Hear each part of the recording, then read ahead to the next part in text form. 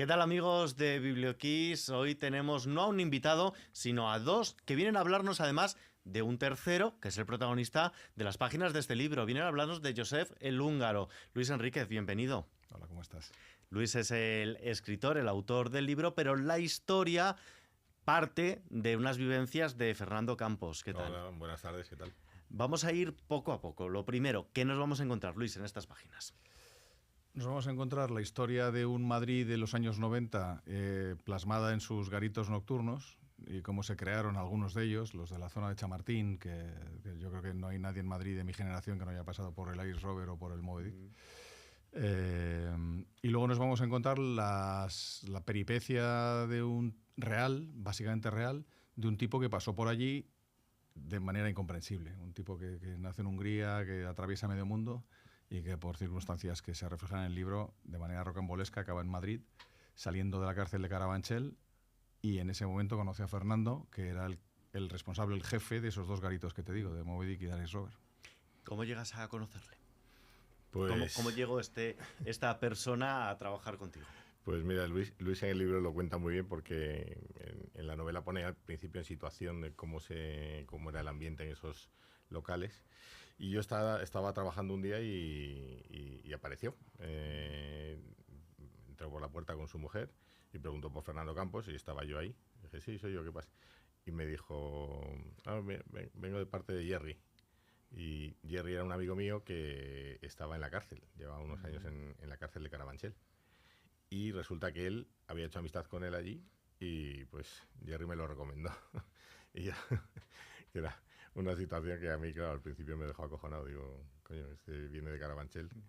Y no, y resulta que Jerry le había dicho que pasara por ahí, que preguntara por mí, que yo le iba a ayudar y tal. Y resultó ser un tío, la verdad es que de primer aspecto daba mucho respeto, porque era más alto que yo y bastante muy fuerte con la nariz así aplastada, daba miedito. Sí, nariz de boxeador. Nariz de boxeador, sí. Que son cosas que vamos a encontrar en las páginas de este libro. Y manos de boxeador o de karateca, porque eran unas manos así como si no tuvieran nudillos, todos así aplastados.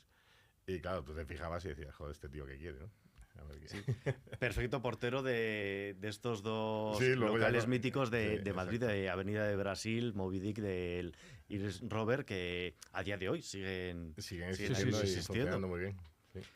Pero ¿qué periodo temporal de la vida de Joseph el Húngaro nos vamos a encontrar? ¿Vamos a encontrarnos al Joseph solo del Madrid de estos años 90, inicios de los 2000, o vamos a encontrar una biografía novelada de toda su trayectoria?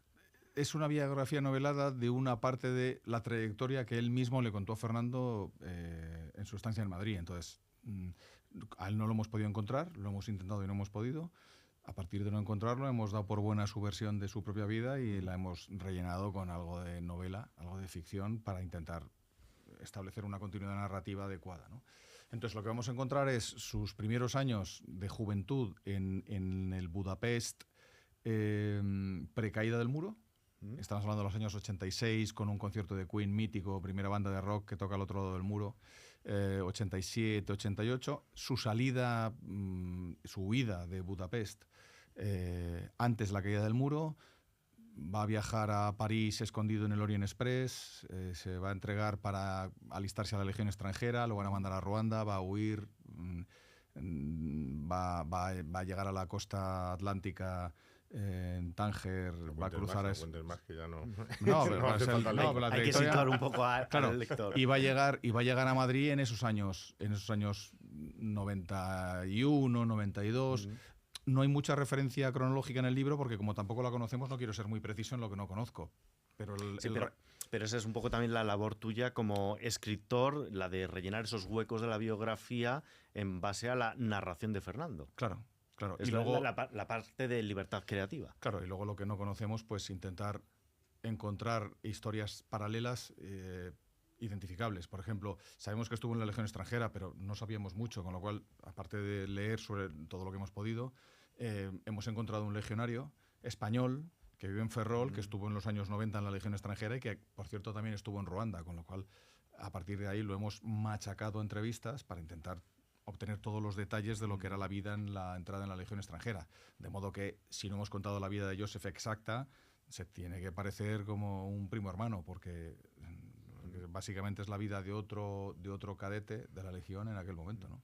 Entonces, hablando un poco más o menos de páginas o de porcentajes, en base a las memorias de Joseph, en base a la memoria de Fernando que te traslada a ti, ¿qué porcentaje de testimonio real encontramos y qué parte de huecos hay que rellenar? Tenemos en las páginas. 2/3, 1/3. Yo creo que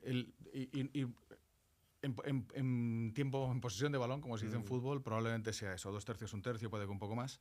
Pero el hilo conductor principal sí que está intacto. O sea, la base, el subyacente sólido, los cimientos del libro son intactos.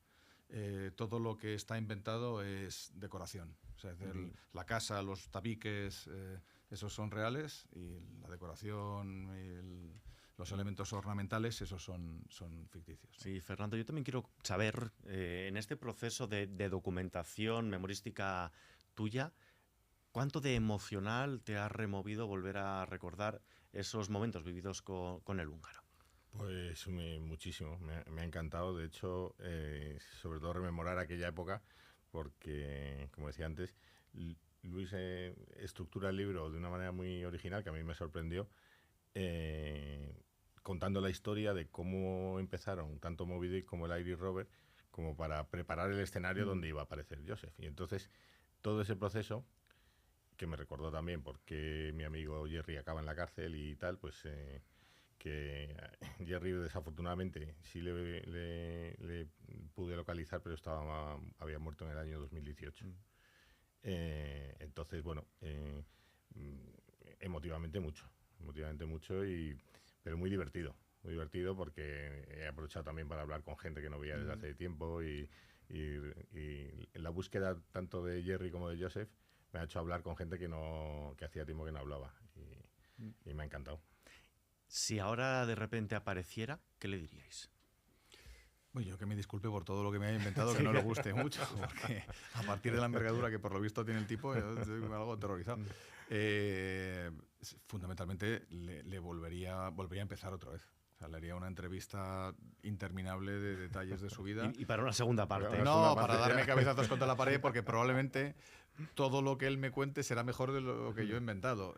La realidad acaba fulminando a la ficción casi siempre, con lo cual estoy seguro que me dirá, no, pero si es que esto que te has inventado, que te parece rocambolesco, no, es que fue mucho peor. O sea, que probablemente lamentaría mi escasa imaginación, ¿no? Sí. ¿Y tú, Fernando? Bueno, yo le daría un abrazo, a ver dónde te has metido. Y me haría mucha ilusión verle. O sea, que si por casualidad una de estas nos oye, que sería precioso que se pusiera en contacto otra vez a través del Irish Rover o de Moby Dick, que yo sigo en contacto con ellos, porque me haría muchísima ilusión. Era un personaje impactante. Porque precisamente allí en Moby Dick hace muy poquito ha sido la presentación de este libro. ¿Cómo ha sido la acogida allí, la puesta de largo de la obra?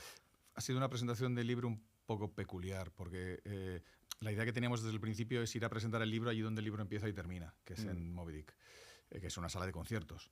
Y además la música está muy presente en el libro, porque Joseph en Budapest es portero de un club fundamentalmente de música. Acaba en Madrid, en el Moby Dick, que es sala de conciertos. No estoy seguro de que él fuera un amante de la música, pero yo le he atribuido esa faceta y la extiendo en el libro. Total que un montón de amigos de la profesión, no sé decirte, Arturo Pérez Reverte, Ignacio Camacho, Pedro Cuartango, los propios presentadores, Rosa Belmonte, Rubén Amón, José Luis García y Luis Herrero, Peláez, que es prologuista, que hace un prólogo extraordinario, que solo el prólogo lleva el precio del libro, Diego Garrocho, Juan Fernández Miranda, Karina Sainz Borgo, no sabría decirte, es que estaba la mitad de la profesión. Y metimos a mucha más gente de la que suele estar en una presentación de libros, yo creo a 250 personas tranquilamente. Después actuó una banda que tocaba las canciones que salen en el libro. La banda de Moby Dick. La banda de Moby Dick. Claro. Y acabamos a altas horas de la mañana tomando Guinness, o sea que no es una presentación. Como debe ser si vamos al Moby Dick o si vamos al Irish Rover, si no, ¿para qué vamos? No, exacto. Claro. Y algún otro Jameson también cayó. Exacto. Sí. ¿En qué momento fuiste consciente de que detrás de esta historia había una novela y cómo llegaste al personaje a través de Fernando, claro, pero cómo te contó él la historia de... Fernando y yo nos conocemos desde que tenemos 6 años y además nos conocemos en el colegio y en el verano, o sea que nos conocemos 365. Y yo creo que hay cosas del destino que tienen que ser, y Fernando me ha contado un montón de historias de la noche de Moby Dick, que insisto, daría para un libro de otras 500 páginas, pero esta nunca me la había contado. Y el verano del 22 fuimos con un amigo a pasar un fin de semana a su barco, se estropeó el barco, nos quedamos sin mucho que hacer y de repente le dio la inspiración y me la contó. Y yo me quedé con la boca abierta. Paseando por la playa. Paseando por la playa. Y me quedé con la boca abierta porque la historia verdaderamente es increíble, ya empezando por la vida en Budapest.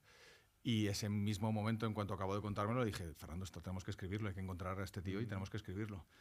Y la vida me puso en posición de tener tiempo para poder hacerlo, porque justo acababa de salir de Vocento, no había empezado con mi ocupación actual, de repente tuve ahí un lapso de 2 meses y medio o así de tiempo disponible. Y de repente un lunes por la mañana me levanté, abrí el portátil. Que no lo has tenido desde el Maravillas ese tiempo. Nunca, jamás. Entonces abrí el portátil y llamé y dije, vamos a escribir. Y me puse a escribir. O sea que yo creo que todo ha ido... O sea, el destino nos lo puso como votando en el área, ¿no? Sí, porque además es tu primer libro. No sé si ahora tienes en mente, ya que has parido la primera criatura, decir, voy a por el segundo.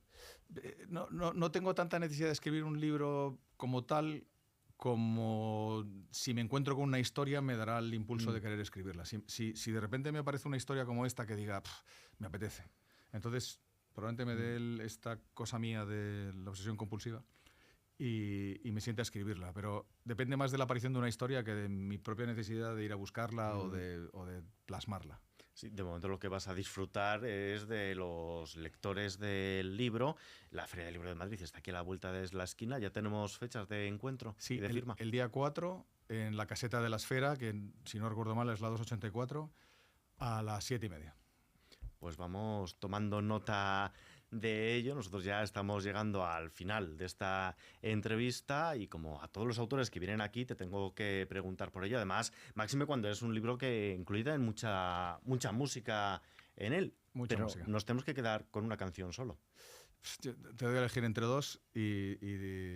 Pues mira, tú me das a elegir entre dos, pero que decida Fernando. Venga, pues el libro termina con Wish You Were Here de Pink Floyd. Además termina con la letra con un papel muy importante. Y luego el libro está dedicado en los agradecimientos está agradecido a Shane McGowan, que es una especie de mito hasta hace un año viviente de nosotros, de nuestro grupo de amigos, de nuestra historia. Y el Fairy Tale of New York, porque es la canción mítica de los Pogues. O sea que de las dos la que... Fernando. Está claro que me quedo con McGowan. Pues nos quedamos con ese. Escuchándolo nos quedamos. Aquellos que nos estéis viendo en YouTube, os invitamos a pasaros por cualquiera de las plataformas de audio, por nuestra página web, para poder escuchar esta entrevista y poder escuchar este tema final. Y aquellos que nos estéis escuchando, que os paséis por kissfm.es o por YouTube para poder ver esta entrevista. Fernando, Luis, muchísimas gracias por acompañarme. Un placer, muchas gracias a vosotros. Muchísimas gracias. Hasta la próxima.